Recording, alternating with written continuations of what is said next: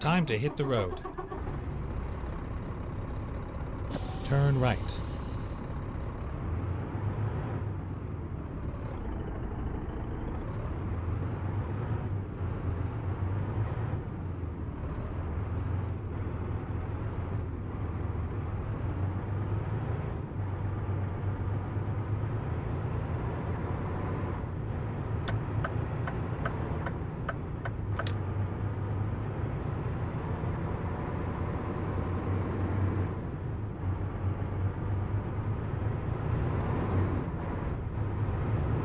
Get ready to turn right. Turn right.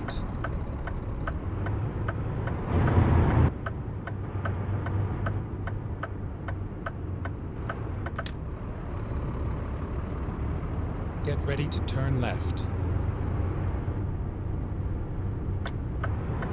Turn left.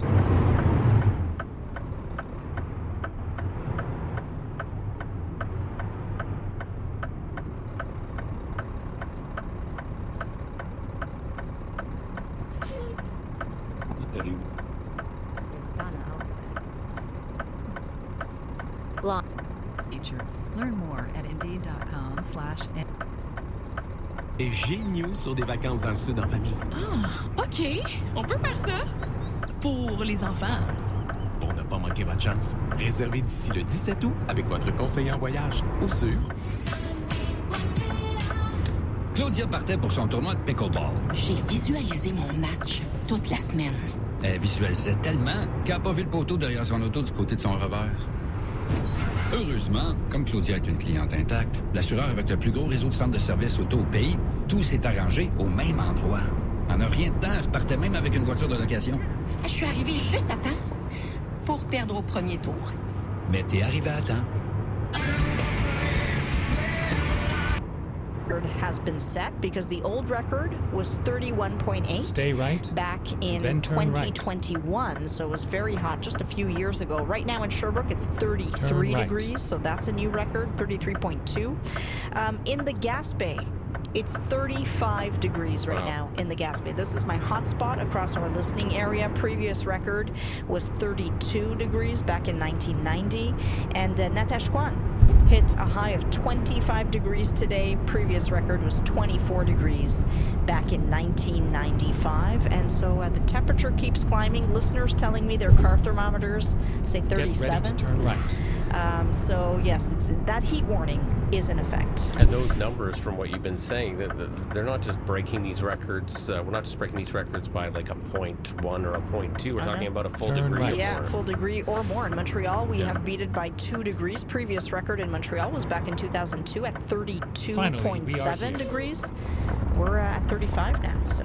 There you go. Yeah, smashing those records. All right, we're going to keep cool. You have AC at home, Simon? I do, but I have it's like a window unit that I inherited that is just sort of trucking along, trying its best to keep up. You're hoping holds on for tonight. I'm hoping it holds on for tonight, although, you know, I looked ahead and, I mean, tomorrow is not a heck of a lot better, so... Yeah, I think the heat warning will stick around for tomorrow, and it should be lifted by Thursday, because Thursday, finally, a temperature in the 20s, 25 or 26 degrees. That'll feel a lot better. That'll feel very refreshing. So anyway, I mean, it's holding on for now, and I have a backup in case we don't get another small air conditioner running.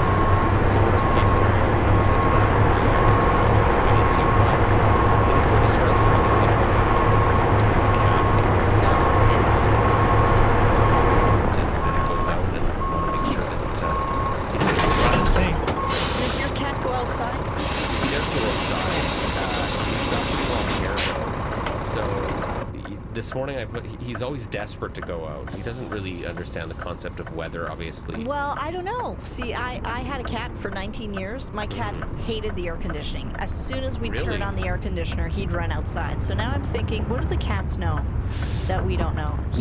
It could be 40 degrees out, didn't care. He didn't want to be in a room with air conditioning. It was very bizarre to me. My cat just loves going outside because he loves to look at all the animals and pretend like he's going to hunt them. But what ends up happening, and this happened this morning, is he gets and then he's just trapped there, sort of hopefully in the shade until I see him, and then I have to untangle him. So he's fluffy, he's cute, but he's maybe not the smartest. Well, you know Turn what? left. Environment Canada is saying if you can be in air conditioning for a couple of hours, Yeah. don't do what Simon's cat does. Do not do that. Environment Canada is saying yes, seek the shade, close the blinds. If someone you know has air conditioning, or if you have air conditioning, invite someone over who does not, so that they can just cool off for a little bit. And Environment Canada is saying that high heat and mark the 150th anniversary of Canada's top court. So next month, 3 judges will head to Yellowknife. They're going to hold a public forum there with new lawyers. They're going to meet with law students as well. And then judges will also head to Sherbrooke, here in the province of Quebec. They'll head to Thunder Bay, Ontario later this fall. And the ready to court turn says that right. it hopes this tour encourages trust in the legal system and also offers a moment of reflection on its impact right. on Canadian law. So joining me now is Louis-Philippe Lampron, who's a law professor at the Université Laval, who specializes in human rights, and he joins us now live on the line. Louis-Philippe, good afternoon. Thank you so much for joining us. Good afternoon, Sabrina. Thank you for having me. What do you think of this initiative, this idea to have judges be out on the road? Yeah, we are living through Stay dangerous right. times for democracies. We are witnessing what is happening right now south of the border with the Trump administration and the tensions between the Trump administration and judges, because he's literally trying to implement a change of government south of the border. And so there's a real threat to the rule of law. And so, as a matter of fact, I totally agree with Chief Justice Wagner when he's really worried about the fact that we are seeing such attacks on the legal system and on judges in Canada as well. Not as strong as they are right now in the US, but still it would be, irresponsible for us to think that we are shielded from something like that happening in Canada as well. So the fact that Chief Justice wants to take things into his own hands, part of the problem right here, because even if I'm I agree with him, the fact that we should be able to spread the understanding of the importance of judges in a democracy, the separation of powers between the executive branch, the legislative And branch, exit right. and the judiciary. Is it a good thing that it is the Supreme Court itself that is leading the Exit right. charge and it's going from its initiatives towards the public? Maybe it will cause more harm than the good that it will be able to produce. Turn right. What concerns you about that? What are some flags you worry about with having the actual justices be out? Yeah, if you are to maintain the confidence of the population and the independence and impartiality of the decisions that will be taken by the Supreme Court of Canada and all courts, you have to be able to, as judges, to be able to act as you are not trying to convince that you are the holder of good values, and because you are the holder of good values, your decisions will be good.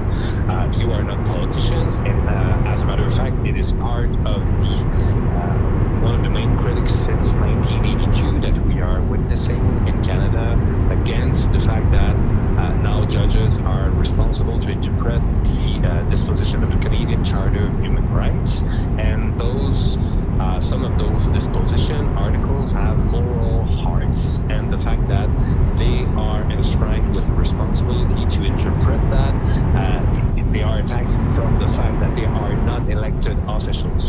But it's a force. It's not a weakness in a democracy, because if you are trying to understand what is the responsibility of the judges, is to be able to ensure that the governments are respecting the rule of law and they are not abusing the powers.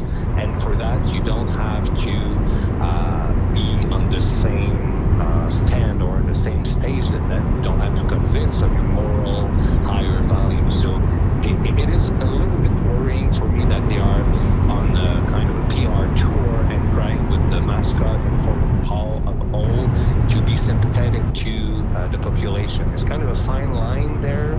You don't want judges to be in their ivory towers, so it's a good thing, I think, that they are accepting invitation to participate in forums, but the fact that they are leading by themselves the charge to it's kind of a PR tour. Maybe it's not. I'm kind of worried about a potential backlash against this initiative. In terms of, what is your sense, Louis-Philippe, if I would ask you to gauge in terms of how well Canadians understand the legal system, what would you say? Is there a fair understanding of how things work? It's always it's like in democracy, it's a perennial need to be able to be taught the importance of judges, the importance of independent judges and impartial judges, to be able to force government to respect the rule of law and force government to respect the principles that are enshrined in our Constitution. And because of that, I think that the initiative is a good one. The problem I see is the fact that I think that it's not the role of the court to lead this initiative, but the need is there. The need is always there in democracy, because you see what can happen if we lose sight of the importance of the judiciary and the importance of... Joining me on the board? Government adopt laws, but he has to respect the Constitution and to respect the right to equality and to protect minorities, even if one project in particular has the l'appui de la majorité. Support of the majority, That's it, thank you. So what do you propose, Louis-Philippe, is a better way to go about this? If you say there's a need, and your question, maybe this is not the best way, is there another initiative you would propose that may be more effective? Maybe to be more modest. Maybe I know that for the moment we're talking about the 150th anniversary of the Supreme Court of Canada, and I wasn't able myself to attend to any of those conferences, but the main problem I see is the risk of a backlash, so I'm not sure that it's a good path to go forward with the mascot in form of an owl, and to be able to try to reach out to kids from the Supreme Court initiative. So I guess that I would be totally favorable for the fact that justices from the Supreme Court are coming to accept invitation to some forums organized by bars, organized by public schools also, but to focus their intervention into the importance of the rule of law and the rule of the judiciary, and not per se of the importance and the synthetic nature of the Supreme Court of Canada as a public institution. Louis-Philippe Lampron, thank you so much for your insights. Appreciate it. Thanks for your questions. That is Louis-Philippe Lampron, law professor at Université Laval, who specializes in human rights. And this tour of justices from the Supreme Court of Canada, they're visiting 5 Canadian cities this year. This is to mark the 150th anniversary of Canada's top court. It is 5:49. Lita has an update on the traffic. And I'm just going to update you a little bit on the airport, what's going on there. Some areas actually are clearing out. Michel Jasmin area, if you're traveling Romeo Vachon Boulevard, it's still very busy, but at least off the 20, things are improving. The ramp is still slow, but it's steady at this point. Côte de Liesse is still full as you make your way down towards the airport, and at this point, it's opening up in a lot of areas, except for the 25 South to the La Fontaine Tunnel, where we still have a 60-minute delay, and still very heavy on the Metropolitan westbound. And I spoke a little bit too soon regarding XO trains. About 20 seconds afterwards, ding! And the XO Vaudreuil-Hudson trains have slowed from Montreal West right through to Vaudreuil. There's just something beyond their control. It's on the tracks. It's called, actually, I'm going to tell you, track traffic. There's, at this time of the day, there's a lot of freight trains also working their way along to deliver goods to us. Oh, normally when it pings, I thought that was good news, but no, usually. XO is just a ping. It is just whether it's good or bad news. It's my notification. That's why I look down quickly, though, just to make sure good or bad, or not bad or slow. Yeah. Good or slow. There you go. It's costing you a little bit of time this afternoon. Okay, Lita, thanks very much. We'll check back in with you one more time before the end of the program here. It is 10 minutes to 6 o'clock. I'm Sabrina Marandola. Thank you so much for joining us here as we are about to come to an end of the program, but not before I tell you about this. If you are a big fan of beach volleyball, well, Montreal is the place to be this week because the world's best 16 beach volleyball teams, they are in Montreal this week. They're facing each other at the Montreal Beach Pro Tour, so it all kicks off tomorrow. It's happening at Parc Jean Drapeau. It runs until Sunday. Let's find a new route. Now, one of the players is Quebecer, Marie-Alex Bélanger, and she has been playing indoor volleyball since high school in gymnasiums. Never outside, though. So you can imagine this would be quite different, especially with this heat here. Luckily, the temperature will improve throughout the week. Quickly, though, I mean, she became familiar with playing outside during the pandemic. I think I was just done being in a gym all year long because like I was always doing either volleyball during school, and then I was doing the national team or like the provincial team in the summer. So I never really had a break, and I think I just burned out of being in a gym. And then COVID hit, and I was still going to play pro. So I started to play beach volleyball for fun, and then the coach of the beach national team saw a video of me playing, and she was like, "Would you like to come and train?" I'm like, "I've never played beach in my life. Like I never had time because I was playing indoor all the time." And then she's like, "I don't care, just come because they don't have any blockers." And I was like, "Okay." And then I'm like, "Wait, this is kind of really fun." Because I love sun, I love being outside, and that was the main thing that I was missing playing indoor. So I'm like, "Oh, so I can actually play the sport but be outside? Okay, sign me in." There you go. And then she's been signed up, and now that Marie-Alex plays beach volleyball, she also does have to take into account the weather. That's very different than when you play indoors. So high temperatures and strong winds, those are all important factors in beach volleyball. And we know this week's Humidex values reaching 40. Humidex value of 41 right now. Luckily, the tournament did not begin today. It starts tomorrow, but tomorrow hot and humid as well. And so the tournament's organizers, they have been trying to freshen up the courts as much as possible.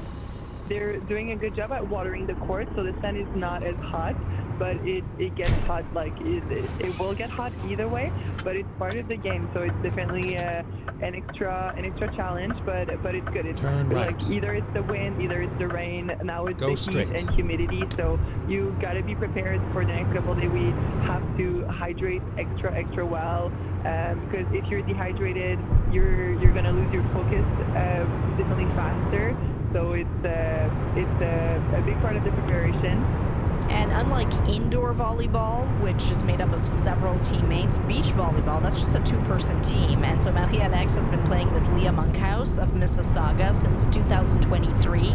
And she says really she could not have wished for a better partner. We're like in a marriage, you know, because like you're traveling all the time together, we're training together, so we're working together, we're traveling together, we're spending our money together as well. So it's obviously we have some highs and lows, but like in any type of relationship, like we're working through it. And the one thing is like we get along very well on and off the court, which is I think one of our biggest strengths because we can be vulnerable, we communicate very well, and I think this is something that helps us to grow. For us to be here today with this like 16th best team in the world after only 2 years of partnership and like me only playing beach for 4 years, it's incredible, and I think it shows that we have something special together. That's professional volleyball player Marie-Alex Bélanger. She will be competing along with her teammate Leah Monkhouse at the Montreal Beach Pro Tour. So that all kicks off tomorrow. It's all happening at Parc Jean Drapeau. And a little bit of music for you now, because Nigerian British singer Sade, she lives a pretty quiet life these days, but her influence continues to be felt in pop music to this day. She is still releasing music. In fact, her last single, that was out in the fall, in October of last year, but her hits remain timeless. So here's one of them from 1988. This one's called Paradise.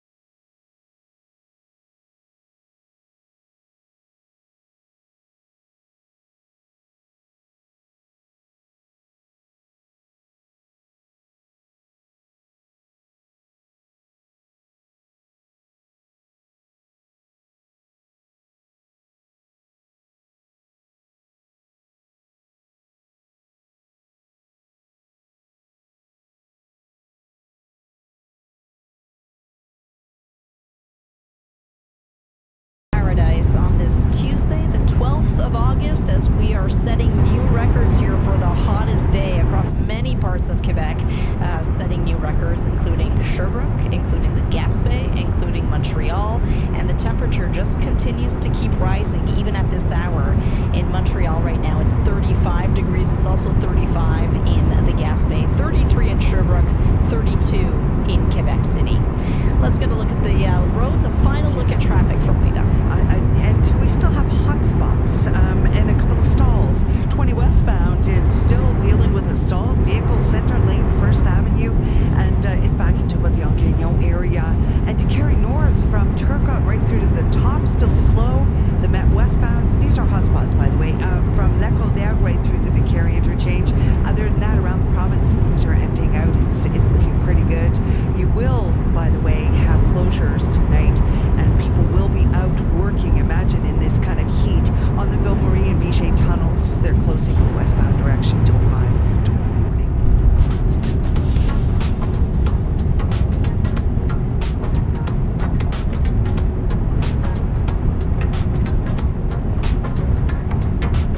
Well, that heat warning still in effect, so stay cool tonight. Another hot day tomorrow with a chance of some afternoon thunder showers.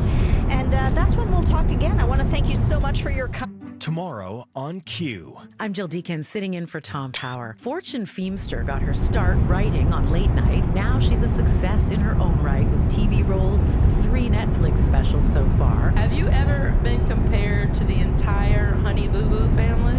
She'll talk about how she found comedy and why she keeps making jokes about her mom. Q. Tomorrow morning at 10:30 in Newfoundland, and on the CBC Listen app or wherever you get your podcasts. Your World Tonight is coming up next. Then in half an hour, it's As It Happens.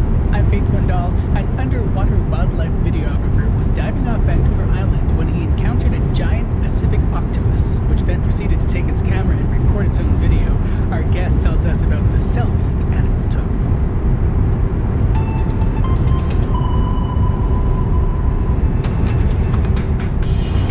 How quickly after 3 hours this thing evolved was extremely frightening. We were receiving calls right across the island asking if there was anything that they could do to help us.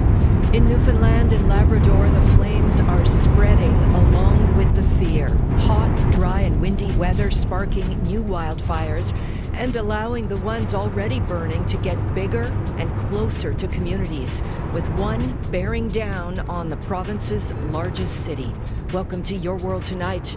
I'm Susan Bonner, also on the program. The challenge is that costs to build keep going up. So we've reached a point at which the costs are so high relative to prices, it's just no longer economically viable to build most forms of housing. The federal government wants to build thousands of new homes, but new data suggests construction isn't getting off the ground. It's actually on the decline in parts of the country that need it most. And we always said that we would go anywhere and do anything to keep this vision, and here we are.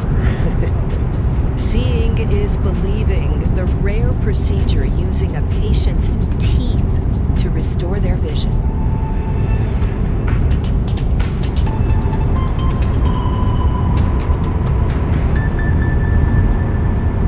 Smoke fills the skies over large parts of Atlantic Canada tonight as wildfires burn across New Brunswick, Nova Scotia, and Newfoundland and Labrador. In that province, 4 fires are out of control, growing quickly, while threatening homes, businesses, and now the provincial capital. Nicola Seguin reports. How quickly after 3 hours this thing evolved was extremely frightening. Hot, high winds blowing through a hillside near St. John's. Alex Driscoll peering at his... Ce mesure au moins 20 kilometers from the capital city. It was evacuated Monday when a new wildfire called the Paddy's Pond Fire broke out in the densely populated area. We were receiving calls right across the island asking if there was anything that they could do to help us. Driscoll says people rushed to his business to help move trucks, tires, and flammable materials away from the fire zone, even as more than 13,000 people in the area were told to be on evacuation alert, preparing to leave their homes at a moment's notice. This is not a normal situation, and we can't treat this as anywhere near normal. Newfoundland and Labrador Premier John Hogan says 4 fires burn out of control in the province, 2 especially threatening. The Paddy's Pond Fire near St. John's and the Kingston Fire on the Bay de Verde Peninsula around 150 kilometers from St. John's. It has grown to more than 60 square kilometers, forcing thousands of people from their homes and destroying at least 9 houses already. Marlene McShane lives nearby. The flames that I seen were frightening. High in the air, and you could see that Okapik Cove and they were ablaze.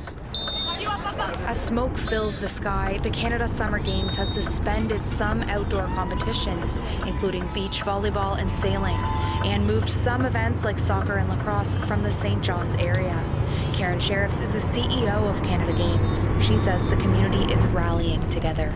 We put out a call last night to each provincial territorial chef team and said, can you come help us get the equipment out of Paradise? And they were all there within 20 minutes. Stay left, loading up then trucks. turn left. Across the Atlantic region, firefighters are struggling to hold back wildfires, with 2 burning out of control in New Brunswick near Moncton and Miramichi, and a new wildfire igniting in an industrial area in Halifax Tuesday afternoon, leading a medical center and commercial businesses to evacuate. Resources are stretched thin throughout the Atlantic provinces as some pack their belongings in go bags and hold their breath.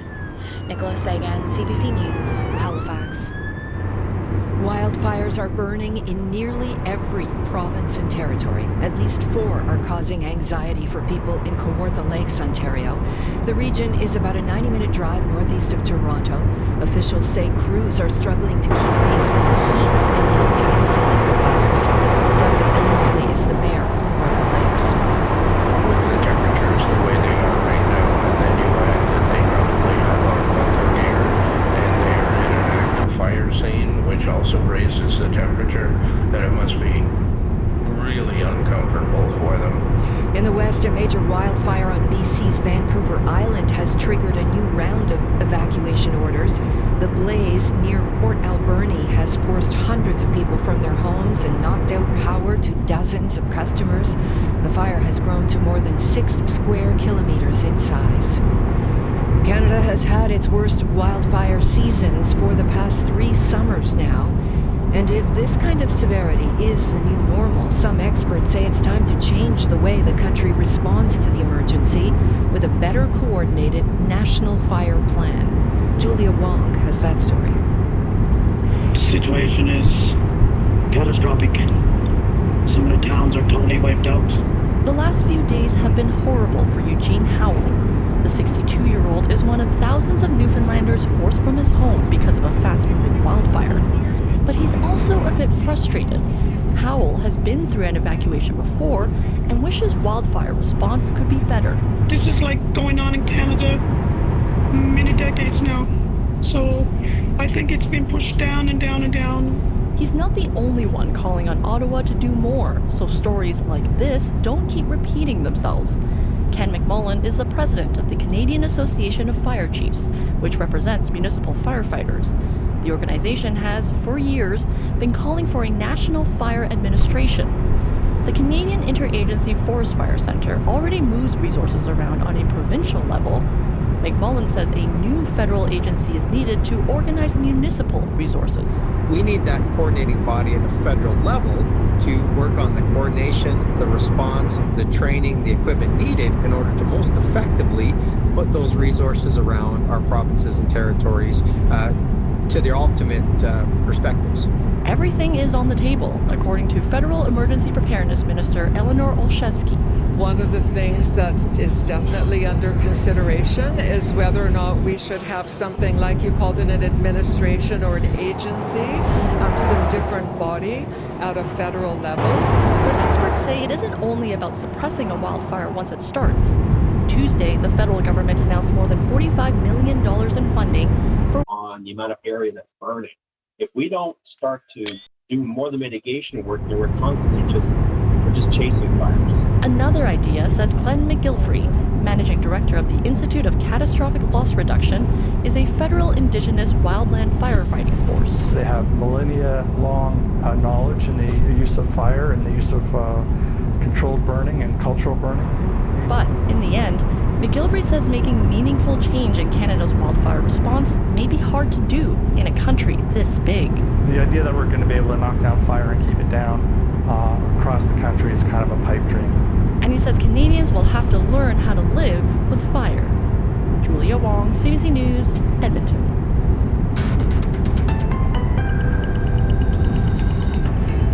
Coming right up, high hopes for housing meeting the high cost of construction. The latest figures show new home builds heading in the wrong direction.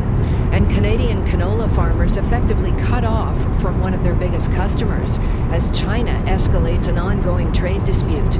Later, we'll have this story. It's eye surgery involving an unexpected body part. Now, 3 Canadians who went blind decades ago can see again. It's a whole new world. I wish I could really bottle this feeling and keep it forever. I'm Yasmin Ranea in Vancouver. Later on Your World Tonight, tooth in eye surgery and how the rare and complex procedure is changing lives. Air Canada says talks to end a labor dispute with its flight attendants have reached an impasse. The carrier today rejected the union's latest counteroffer after the union declined a request to enter third-party arbitration. The workers could issue a strike notice at 12:01 tomorrow morning, with a possible walkout coming this weekend if no deal is reached. Negotiations have been going on since the start of the year. Sticking points include wages and unpaid work. New numbers suggest the federal government has a long way to go to reach its housing targets. Mark Carney's Liberals came into office with a promise to build 500,000 homes and lift the country out of a housing crisis. But it's off to a slow start. Kate McKenna has details. There simply aren't enough homes, so housing is just too expensive. Housing was a key issue for the Mark Carney Liberals during the federal election campaign, as costs have soared, leaving young Canadians priced out. We have solved a housing crisis before in our past. We can solve the housing crisis now.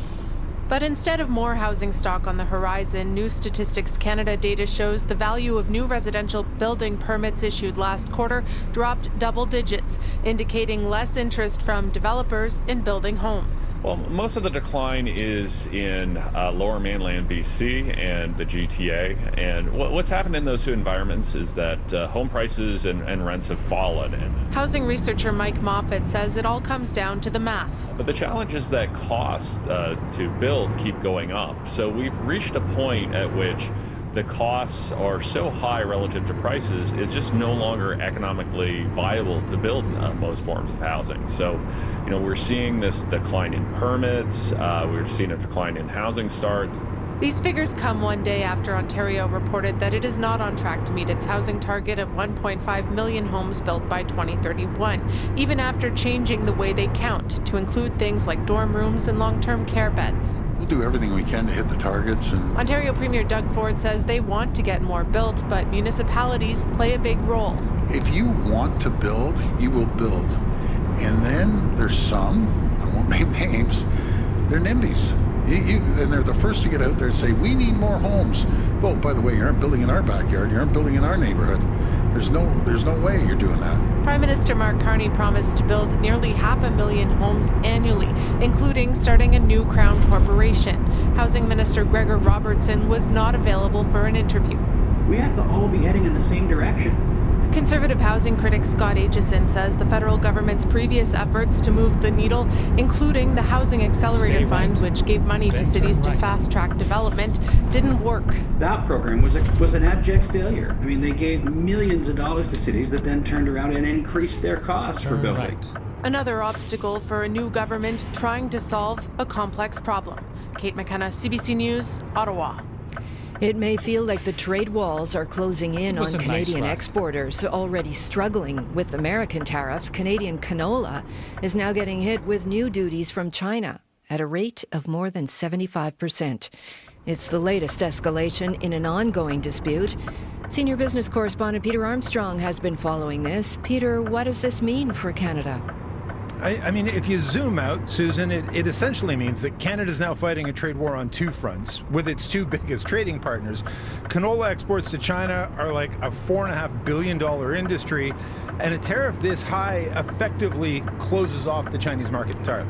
How much of Canada's canola exports went to China before this trade war started? It's a huge customer for Canadian farmers. You know, Canada mostly sells canola seed to China. Canola oil and canola meal are also sold, but much more of that goes to the United States. Now, we've been here before, Peter, right? China essentially blocked Canadian canola imports in 2019. They did. Remember, Chinese Huawei executive Meng Wanzhou was detained by Canada. That was January 2019. That sparked that diplomatic crisis. And during that crisis, China banned canola imports from Canada's two largest exporters for nearly 2 years. And the Canola Council of Canada says that ban cost canola farmers and the industry itself between $1.5 and $2.3 billion. This time, Canada imposed 100% tariffs on Chinese electric cars and 25% tariffs on steel and aluminum. And in response, Beijing imposed steep tariffs on Canadian canola oil and meal. But the bigger concern was that it launched this anti-dumping investigation into Canada's canola seed exports. That investigation is now complete, and this new duty is the result of that. There are some competing timelines here, so really we're just going to have to wait and see when this actually gets implemented. If the Canadian tariff on Chinese cars is what led to all of this, can that tariff just be dropped? It's complicated, as you can imagine, right? On the one hand, it's unclear if simply undoing the EV tariff would result in the Chinese dropping the canola duties. On the other hand, those tariffs were implemented by Canada, at least in part, to show the Americans that this country is taking action to keep cheap Chinese products from flooding into the North American market. So undoing those would come with a whole set of consequences itself. How hard and how fast can this hit Canadian farmers? Look, some farmers begin their harvest as early as late August, so that's just weeks away. Depending on where you are in the country, you may harvest as soon as that or as late as October, so this is definitely a timely threat. Remember, this year's harvest is going to determine planting for next year as well. That Chinese market was supposed to be this huge source of growth, and now it's just one more source of uncertainty in an already incredibly uncertain time. Thank you, Peter. You bet. Senior business correspondent Peter Armstrong in Toronto. The U.S. president's attempt to crack down on crime in Washington, D.C. is underway tonight. Hundreds of National Guard members are now in the U.S. Capitol.